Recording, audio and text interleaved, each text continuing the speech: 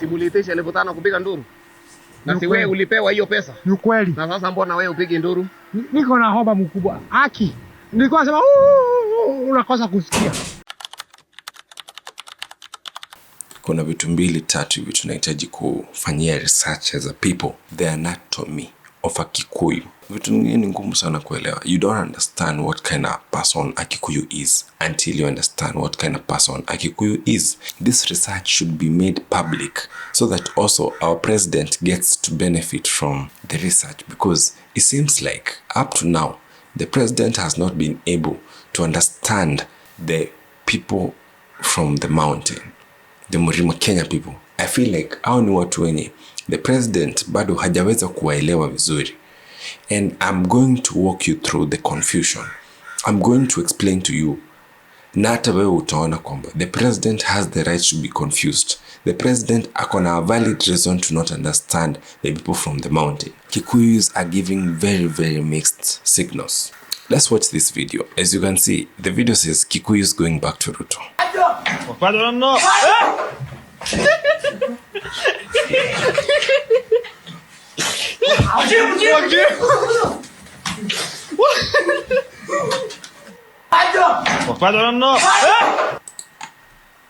You know, anyone who does not understand Kikuyu would obviously think that this is how Kikuyu react. And of course, there's a lot of signals to back this up.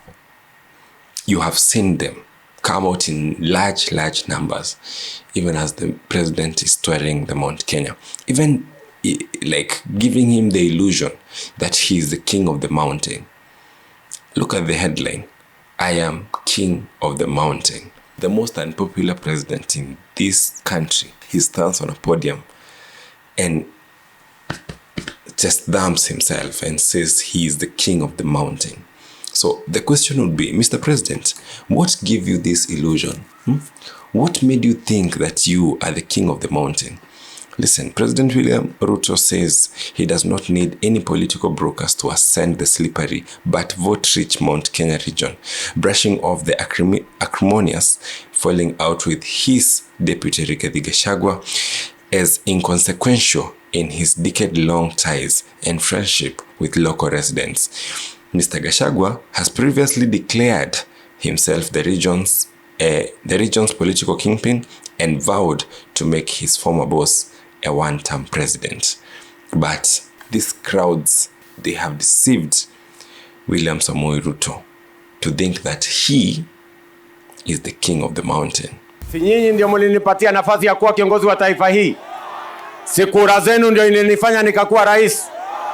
Na si mlinipatia kazi ya kusomesha watoto, ya kupanga stima, ya kupanga soko, ya kupanga mambo ya barabara, ya kuhakikisha kwamba maendeleo inapatikana. Si nyinyi ndio mtasahihisha hiyo kazi baada ya miaka 5? Basi tukae chonjo, kila mtu afanye kazi yake bwana. Mimi kama rais nitafanya yangu na hao wananchi wataamua baada ya miaka 5. Nego kana tiguo. I think it was 2017 elections. This was good. Oh my God, yes, I never thought we would get the exact one. But this is William Samoei Ruto in 2017 on stage saying the things that they have done and the things that they are going to do. Uhuru hakuwa anaongea sana. Used to be Ruto and Ruto. Let us listen to him just a minute. Things sets Jubilee aside from our competitors.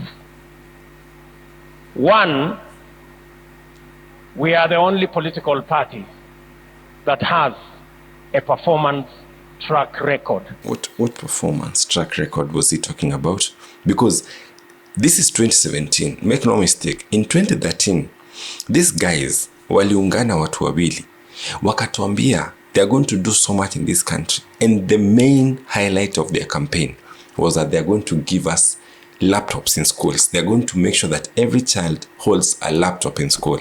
This is 2017. Having not delivered on that promise, this guy stands on the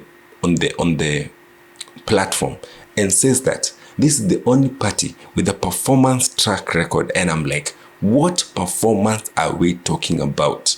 From infrastructure to education, to health, to electricity, and an array of areas that we will shortly go through in this launch. That is number one. And number two, we have a superior plan, a superior agenda, program for our country that our competitors can only copy. I think it's very important for us all, even as we are trying to study the anatomy of the Kikuyus, it's very important, it's paramount that we understand how William Samoei Ruto operates. He's big on promises, on giving promises. He's so big in giving promises, and he's also so big in claiming things that they have not done. I remember in this manifesto launch, he named so many dams, bro. Dams that some he said were half, some he said they were complete, but kwa ground nothing had been done. He named stadiums, bro. A lot of stadiums. Some he claimed have been finished, they've been completed. Some he claimed that they were at 60-70%. Turns out nothing. To this date, those stadiums, they had not done. This is the same person who is telling you, after 5 years, it's the people who are gonna judge. Na si mulinipatia kazi ya kusomesha watoto, ya kupanga stima, ya kupanga soko, ya kupanga mambo ya barabara, ya kuhakikisha kwamba maendeleo inapatikana. Si nyinyi ndio mtasahihisha hiyo kazi baada ya miaka 5? Between Kenyans and William Samoei Ruto, who is fooling who? Who is the stupid one? Let me be the devil's advocate. Ruto has been consistent in his lies. He has lied. He lied in 2013. He lied in 2017. He lied to us in 2022. And he's going to lie to us in 2027. The question is, who is the problem here? Are we the problem? Or is he the problem? Because I really think that we are the problem. We cannot be listening to someone who has lied to us consistently, claiming to have worked. And this is, I feel like this is what Rigathi was saying when he called Ruto a pathological liar. He's someone who will do nothing and claim to have done it. And even as we continue with this video, you will come to realize some of the projects that he has launched in mountain region of this country, some of them are straight up scam. They do not exist. Some of them have been relaunched. I saw him kuna project fulani, I think it was in Maua, where he had already launched it. Sijui went 2019 or 2018, and because he had nothing to launch in that area, the pipes were dug up so that he could launch the bro. Now let's go back to the people from the mountain and their anatomy. I want us to understand, how do they work? Because these people that you see surrounding the president here, they're not from Nyanza, they're not from, Luyaland, they're not the couriers, bro. They're not from the coast. These are the Mount Kenya people. And then I come across this headline: MP Mary Wamaua joins Ruto's camp during President Ruto's Mount Kenya tour.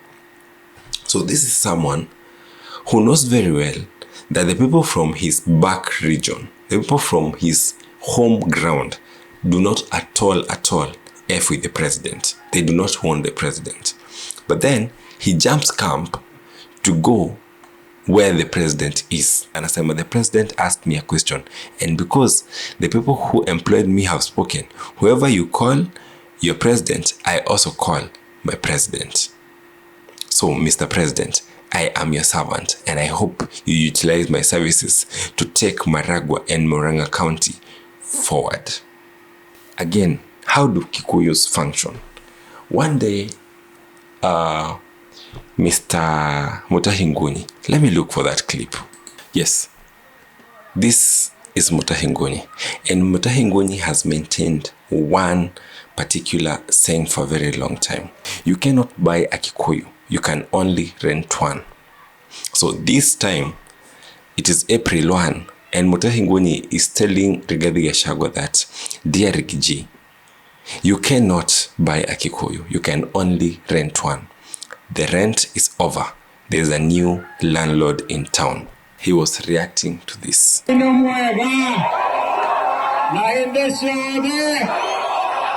Bwana Yesu asifiwe.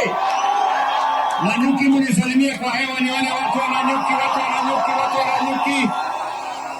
Basi mimi kwanza nataka nimshukuru Mungu ametufikisha Nanyuki siku ya leo.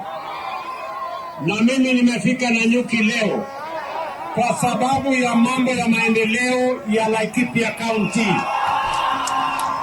Tumeelewana jameni?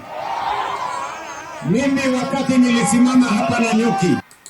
Okay, so I think at this level, we have somewhat understood how the anatomy of a Kikuyu works. That you cannot buy one, you can rent one. Make no mistake, between now and 2027, you're going to see a lot of people jump ship. Maybe from Rigathi Gachagua's side, maybe from Kalonzo's side, maybe from the Luya Nation to the president's camp. But mostly, what I want you to realize is that a lot of focus is going to be in Mount Kenya. Because low-key, the president knows that he cannot be fine without Mount Kenya. So he's going to really employ a lot towards trying to win over Mount Kenya. You need money to have Kikuyus. This is the funniest clip I've seen in the last 48 hours.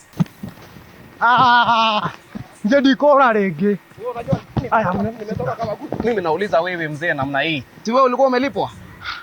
Yaani mimi naongea nasimama juu ya gari napiga maneno yangu, alafu wewe hata upigi nduru, au upigi kelele, haupigi shangwe. Maneno yako namna gani? Asa tini woi. Sasa wewe. Kachili kandai. Wewe nisikize mzuri. Simulitisha 1500 kupiga nduru. Na si wewe ulipewa hiyo pesa? Ni kweli. Na sasa mbona wewe upigi nduru? Niko na hoba mkubwa. Aki. Nilikuwa nasema unakosa kusikia.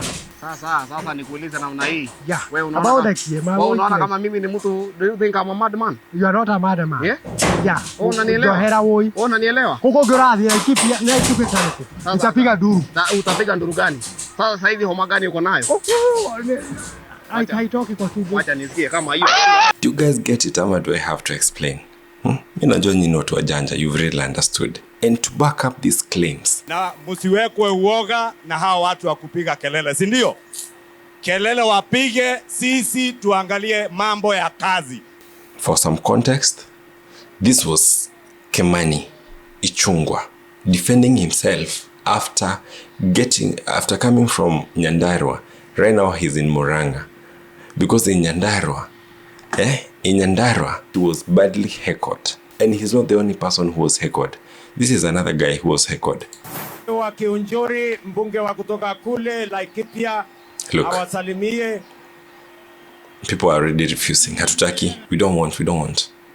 Amuno, na leto je tobe musharagero kahola, wala nyambola hajimela mwana maudumela. Asante sana. They refused. So this is the senator from Nyandarua clarifying what exactly was happening. The Kenya shillings 2,000 that we were given as Nyandarua residents was to listen to Ruto only. For us to listen to other politicians, they must pay us separately.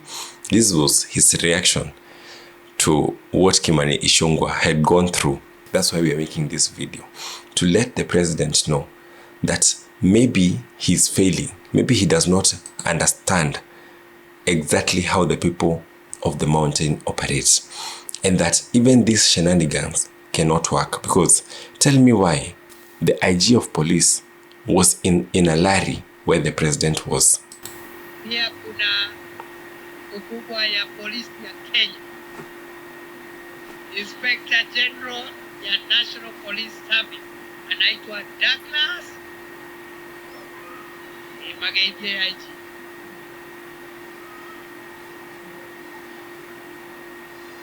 Nimukenete. Yuko na president ito ana. amakacho byagalo umukwenda chokeriki umukwenda chokeriki ndio gadeki muno. Just to make it very clear, once this IG of police took the mic, ameongea vitu ngapi? 2. Ameuliza the people, guys, are you happy that the president is here? Are you happy that the president is here? Would you like for him to be re-elected? Would you like for him to be re-elected? Bro, that is an IG of police campaigning for the president in 2025. The elections are in 2027. Bro, you know me, I thought Uhuru was mad when he called this guy a tanga person. I didn't know it was this deep. Bro, so for sure, this is a campaign. This is a campaign. This is not about development. For anyone out there who is confusing this for development, guys, you are lying to yourself. This is a campaign. The IG of police, bro, these people are supposed to be impartial. They're supposed to be like standing on the fence. This guy is standing on a podium and asking the people whether they're going to re-elect the president. And then, because these people always think that we are mad, this is what this is what they came to explain to us, that we stop getting mad, because this really blew up on the internet. The NPS, National Police Service, further clarified that IG Kanja's presence in Nyeri alongside President was in line with his official duties, which includes overseeing enhanced security for the head of state as he tours central Kenya, as per Section 24 of the National Police Service Act of 2011. And that National Police Service Standing Orders, Chapter 7, Section B. But we all know that is a lie. The only reason the IG of police was there, it was to simply remind the people of Kieni, where this guy comes from, that I took one of your guys and I gave him the rank of IG of police. So you guys, you owe me. You owe me. That is exactly what the president was trying to tell the people of Kieni. You guys owe me.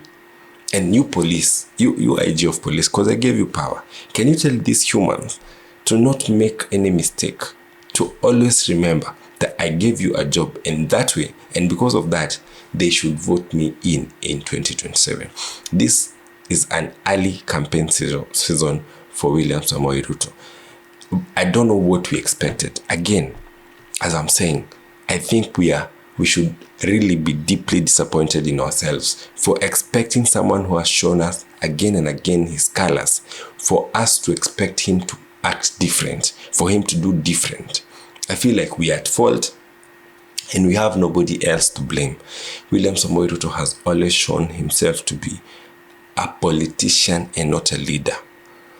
Since day one, in 2017, he started campaigning. And now he's the president. Make no mistake, bro, you are the president. But still, he's going to campaign throughout his term until 2027. Bro, I feel like at this moment, the choice of who to choose as Kenya's president has never been more clearer. We know who not to choose. We may not know who, but we know who not to, because it has been a repeated cycle. We have seen this over and over again. And for us to just act blind, act stupid and vote for this guy once again is going to be totally our doing, and you're going to deserve whatever calamities that his other term would bring to us. God forbid that he gets re-elected. Make sure that you like, make sure that you subscribe. This is the Big Man Reports.